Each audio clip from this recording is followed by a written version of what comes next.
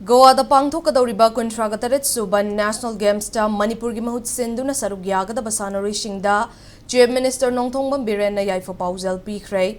Games asi yauba chatnaba hotnabada Manipur gi sanaroi kaya masa na sel puthokhanbada thengnariba khudongchadabasing asi kharada oirabasu safanaba Manipur leingakna hayeng faubada senfam khara sanaroi-singgidamak piragani haina Chief Minister na thazaba pikhrei.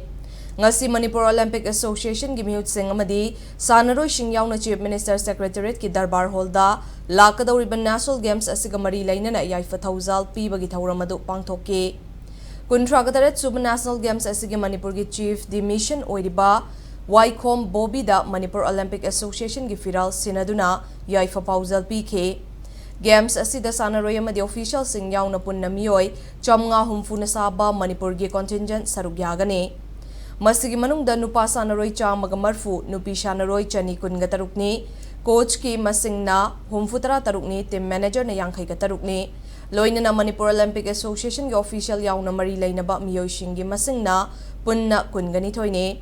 Chief Minister Nongthongbam Biren na sanaroi singda yaifa pauzal piraduna hai Manipur gi oina apun matim ama chatkadaba maramna luchingba amagi makhada discipline laina games asida saruk yagadabane Manipur gi hauzik oiriba fiba masina maram oiraga sanaroi singda khara khudongchadaba pirabasu lamdam asigi sanaroi singgi performance da hanthaba lairoi haibagi thazaba lei haina paumi singna hangba wahangi paukhumda Chief Minister na phongdokhe loina na leibaga sigi atopa state singda lairiba punba mishingda yengnarabadi Manipur na adumak mangjil thagani haina su Chief Minister na makha takhi leader na follow the leaders adu matamda da koi sab success my papa do koi oibu ngambani aduna ai gi best wishes mayam the pijari because sanaroi sing asi laktabu sing su ai adun akoi gi sarkar gi taraf tagi aduga mayam gi Manipur praja gi mo selaga mayam da blessing pijari ai koi sports minister so ai su baton torponi ai ngonda dia khanana Gawagi Honorable CM promote ma city rakna ponchu tore sanang lakhabe ade Manipur idi koi India gi sports channel ai so saning ambani adu hojiki Manipur gi leiriba situation sida ai meditama second nama thado pose namde Manipur gi sanaroi singna National Games asi yaunaba Goa tamna chatpagi bhara asi masa na puthokhanbana maram oiraga sanaroi kaya sel thibada awaba mayoknare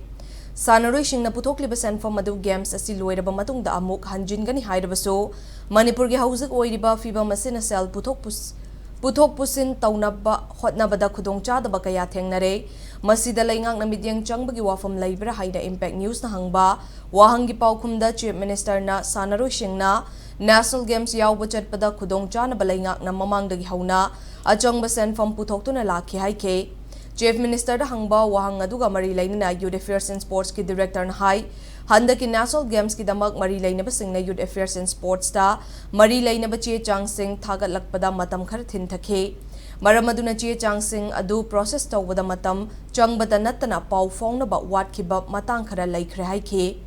adubu sanaroi singgi khallaga hayeng maksen fam khara kaithoktuna thengnariba khudongchadaba sing adu kokhanaba hotnagani haina Chief Minister na makha takhibani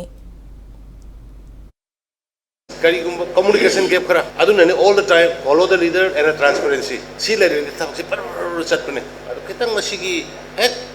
backup mama lai gibudo ko hada chatpo wai aduna sports kumba sidi am transparently da godo bani aduna jiki tu mamang da koi haina gibani e bamoi kedo boino players in the awa bado kedo mai de pura salan do ko na hana advanced pc abagi adugi in principle ko yana gi balai mamang lai bani ado sigi chi edu thengi ai jini ado sidamo ngalli thengi ne na bi mo matam natra hayeng khara pina bator